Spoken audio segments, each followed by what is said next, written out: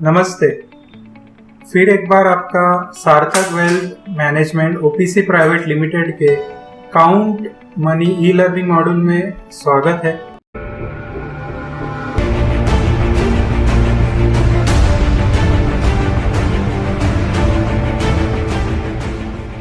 अभी हम लोग देखेंगे कि chart flow of equity market, यानी ये इक्विटी मार्केट में कौन कौन से ऐसे रेगुलेटरी बॉडीज है, एक्सचेंजेस है जो प्रॉपर एक फ्लो में काम करते हैं, तो उसके बारे में आज हम लोग जानने वाले हैं। तो चलिए शुरुआत करते हैं chart flow of equity market. सबसे पहले इस मार्केट में आता है रेगुलेटरी बॉडी यानी सेबी और आरबीआई।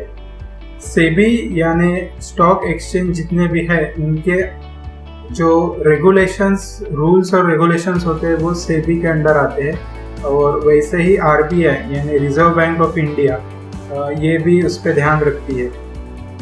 उनके नीचे आते हैं एक्सचेंजेस में सबसे दो मुख्य एक्सचेंजेस है बीएससी और एनएससी। उनके नीचे आते हैं मेंबर्स में एलकेपी सिक्योरिटीज हो गया, शेर खान हो गया, मोतीलाल ओसवाल हो गया, अलाइज ब्लू हो गया। तो ये सब आपके कौन है? तो मेंबर्स है, ये ब्रोकर्स है। ब्रोकर्स के नीचे आते हैं ऑथोराइज पर्सन के नीचे आते हैं क्लाइंट्स। तो इस तरह का एक चार्ट फ्लो है। आज हम लोग उसके बारे में सब देखने वाले हैं कि चार्ट फ्लो ये कैसे काम करता है। सबसे पहले देखते हैं सेबी एक रेगुलेटरी बॉडी है। जितना भी मार्केट में काम चलता है तो रेगुलेटरी बॉडी का वही काम होता है कि इसमें प्रॉपर आप एक रूल्स और रेगुलेशन लाने का पूरा काम सेबी के अंडर होता है। सेबी का फुल फॉर्म है securities exchange board of India. ये एक रेगुलेटरी अथॉरिटी बॉडी है। आप जितने भी एक्सचेंजेस देखोगे तो सबको कंट्रोल करती है सेबी।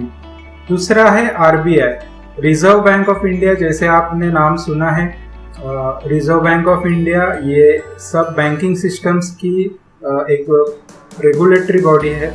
और 2016 में नवंबर 2016 से आरबीआई भी ये मार्केट में इंटरफेयर करती है, तो वो भी एक रेगुलेटरी बॉडी की तरह काम करती है। तो ये दो मुख्य रेगुलेटरी बॉडीज है, सेबी और आरबीआई। तो इनका मुख्य काम यही है कि एक्सचेंजेस में कोई अनएथिकल ट्रांजैक्शन ना हो, तो इस पे इनका ध्यान रहता है। ये एक रेगुलेटरी बॉडी की तरह काम करते हैं। और इंडियन फाइनेंशियल मार्केट में ये दोनों रेगुलेटरी बॉडीज का बहुत बड़ा काम है।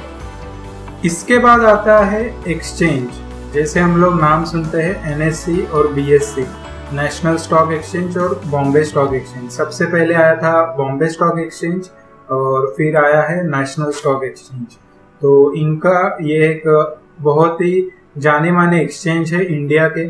तो एक्सचेंज क्या होता है और एनएससी बीएससी के बारे में हम लोग जानेंगे ये वीडियो में। उसके बाद जो आते हैं वो है मेंबर। जैसे आप नाम सुनते हैं Sharekhan, Motilal Oswal, LKP Securities, Alice Blue, ये सब कौन है? तो मेंबर्स है, ब्रोकर्स है। एक्सचेंज और मेंबर्स के पहले एक डिपॉजिटरीज का काम होता है। जैसे आप जानते होंगे कि सबसे पहले ये फिजिकल ट्रेडिंग चल रही थी। हम लोग ने जैसे पिछले वीडियो में देखा कि फिजिकली लोग क्या कर रहे थे, ये मार्केट में काम कर रहे थे। तो जितना भी बैक ऑफिस का काम रहता था, जैसे कि शेयर सर्टिफिकेट्स का लेन देन रखना, उनके सब नोट्स रखना, उनकी शेयर सर्टिफिकेट्स रखना, उनकी सब कामकाज देखना, तो ये पूरा काम करते हैं डिपॉजिटरीज। तो डिपॉजिटरीज यानी इनको डीपी बोलते हैं, डिपॉजिटरी पार्टिसिपेंट्स। इनके दो मुख्य काम संभालने वाली जो दो डिपॉजिटरीज है वो है national securities NSDL, national securities depository limited, और है CDSL, central depository services limited. आइए अब जानते हैं what is an exchange. Exchange के माध्यम से जो हम लोग काम करते हैं, जितने भी बायर्स है और सेलर्स है, एक एक्सचेंज के माध्यम से काम करते हैं। तो आप एक एग्जाम्पल समझ लीजिए, ये एक एक्सचेंज है और यहाँ पे बायर्स है और यहाँ पे सेलर्स है। तो बायर और सेलर को जुड़ाने का काम ये एक्सचेंज करता है। एक्सचेंज पे आपको जो भी आपके डेस्कटॉप, लैपटॉप या आपके मोबाइल पे जो रेट्स दिखते हैं वो एक्सचेंज से हम लोग कनेक्ट होते हैं और वो रेट्स आपको आपके स्क्रीन पे दिखते हैं। तो एक्सचेंज का यही माध्यम है कि बायर और सेलर को एक प्लेटफॉर्म पर लेके आना, तो ये काम एक्सचेंज का होता है। अभी देखते हैं इम्पोर्टेंस, इसका इम्पोर्टेंस क्या है। एक्सचेंज को स्टार्ट किया था क्योंकि वो एक प्रॉब्लम आ रहा था कि जो फिजिकल मार्केट में काम चल रहा था, फॉरवर्ड मार्केट कहते हैं उसे, तो उसको ओवरकम करने के लिए एक्सचेंज का निर्माण हुआ था। जैसे इसमें बहुत से इम्पोर्टेंस पॉइंट है एक्सचेंज के, जैसे no third party risk, standardised concept होता है, नो डिफॉल्ट रिस्क। इसमें डिफॉल्ट होने की कोई गुंजाइश ही नहीं होती, क्योंकि आपके पास अगर पैसे हैं तभी आप वो शेयर क्या करते हैं, बाय करते हैं। उसके बाद ट्रांसपेरेंसी इतना ट्रांसपेरेंट है कि कितने लोग बाय कर रहे हैं, सेल कर रहे हैं, वो भी आपको दिखता है। कितने लोग कौन से प्राइस पे बाय कर रहे हैं वो भी एक ट्रांसपेरेंट रखा हुआ है। ये फुल ट्रांसपेरेंट रखा हुआ है उन्होंने। एक क्लियरिंग गारंटी होती है कि आपने जो शेयर बाय किया और अगर आपको लग रहा है कि मुझे ये बेचना है, तो ये क्लियरिंग गारंटी का काम भी एक्सचेंज का होता है। जैसे हम लोग ने देखा, एक्सचेंज जो इंडिया के दो मुख्य एक्सचेंज है वो है BSE और NSE। बॉम्बे स्टॉक एक्सचेंज जो दलाल स्ट्रीट में है बॉम्बे में, तो वहाँ का BSE ये 1857 से है, और कुछ सालों बाद 1992 में NSE का निर्माण हुआ। ये एक नेशनल स्टॉक एक्सचेंज है। दोनों में क्या डिफरेंस है हम लोग देखने वाले। आइए जानते हैं पहले BSE। आप यहाँ पे बिल्डिंग देख पा रहे हैं ये इमेज में कि ये BSE की बिल्डिंग है। इस्टेब्लिश्ड हुई थी 1875 में, और ये लोकेशन है इसका दलाल स्ट्रीट मुंबई में। ये सबसे ओल्डेस्ट स्टॉक एक्सचेंज है, और यहाँ पे सबसे पहला फर्स्ट स्टॉक एक्सचेंज, इसको एशिया का सबसे पहला स्टॉक एक्सचेंज कहा जाता है, और formerly known as native share and stock broker association, इस नाम से भी जाना जाता है। पर ज़्यादा करके लोग अभी BSE के नाम से जानते हैं इसे। सबसे पहले इसे स्टॉक ब्रोकर एसोसिएशन के नाम से जाना जाता था। तो ये एक BSE सबसे पुराना, एशिया का सबसे पुराना स्टॉक एक्सचेंज। तो सेंसेक्स का यही मेन मोटिव था BSE में लाने का, कि आपको पता चले कि मार्केट कितना अप ओपन हो रहा है, कितना डाउन क्लोज हो रहा है, तो वो आपको समझता है ये सेंसेक्स से। और ये टॉप 30 कंपनीज को लेकर बनाया गया है। एज ऑफ अप्रैल BSE का जो ओवरऑल मार्केट कैपिटलाइजेशन है वो है 4.9 ट्रिलियन रुपीस। इसमें सिर्फ कैश सेगमेंट है, यानी अगर आपके पास रिलायंस शेयर आपको बाय करना है तो आपके पास समझो 1500 रुपये है, तो आपको वो फुल पेमेंट करना है, और कैश सेगमेंट में यानी फुल पेमेंट करके वो शेयर क्या करना है, बाय करना है।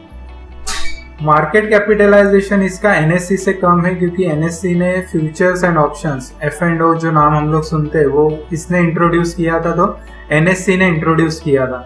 अब जानते हैं NSE के बारे में।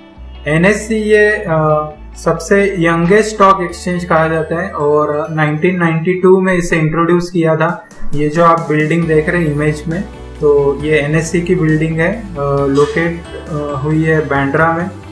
1992 में फर्स्ट टाइम इंडिया का NSE जो एक एडवांस इलेक्ट्रॉनिक ट्रेडिंग सिस्टम कहा जाता है वो इंट्रोड्यूस किया था, which remove the paper based settlement. यानी पेपर बेस्ड सेटलमेंट जो BSE में हो रहा था वो NSE में पूरा नेग्लिगेट हो गया, उसको ओवरकम कर दिया, क्योंकि ये पूरा इलेक्ट्रॉनिक बेस्ड सिस्टम था जिसमें शेयर्स का लेन देन चल रही थी। जैसे आपने देखा BSE में टॉप 30 कंपनीज है, यहाँ पे टॉप 50 कंपनीज है, और ये टॉप 50 कंपनीज NSE को रिप्रेजेंट करती है। वो 30 में 20 एडिशन करके ये निफ्टी 50 का निर्माण हुआ। निफ्टी 50 एक इंडेक्स है आपका NSE का। ये पॉपुलर बेंचमार्क इंडेक्स है, जिससे आप अंदाज लगा सकते हैं कि मार्केट की हालचाल किस तरह चल रही है। इंडियन स्टॉक मार्केट में सबसे ज़्यादा निफ्टी पे ट्रेडिंग भी होती है, तो इंट्रोड्यूस किया था NSE में 1992 में। Nifty list out of top 50 companies which traded on NSE stock exchange market. यानी ये टॉप 50 कंपनीज को लेकर क्या किया था, तो का एक इंडेक्स बनाया गया था, जिससे पता चले कि मार्केट की दिशा किस तरह चल रही है। मार्केट कितना अप जा रहा है डाउन जा रहा है, तो आप हर एक दिन इसका अंदाज लगा सकते हैं। तो दोस्तों ये था एक बीएससी और एनएससी का इंट्रोडक्शन। भले ही इसमें काम बहुत ज़्यादा होता है, बहुत सारे इनके काम है, पर हम लोग ट्रेडिंग के माध्यम से सीख रहे हैं, तो ट्रेडिंग के हिसाब से हमको जो नॉलेज चाहिए वो हम लोग ने अभी तक ले लिया है बीएससी और एनएससी की तरह से। कृपया और जानकारी के लिए हमारा चैनल सब्सक्राइब कीजिए, लाइक, कमेंट एंड शेयर करना ना भूलें। धन्यवाद।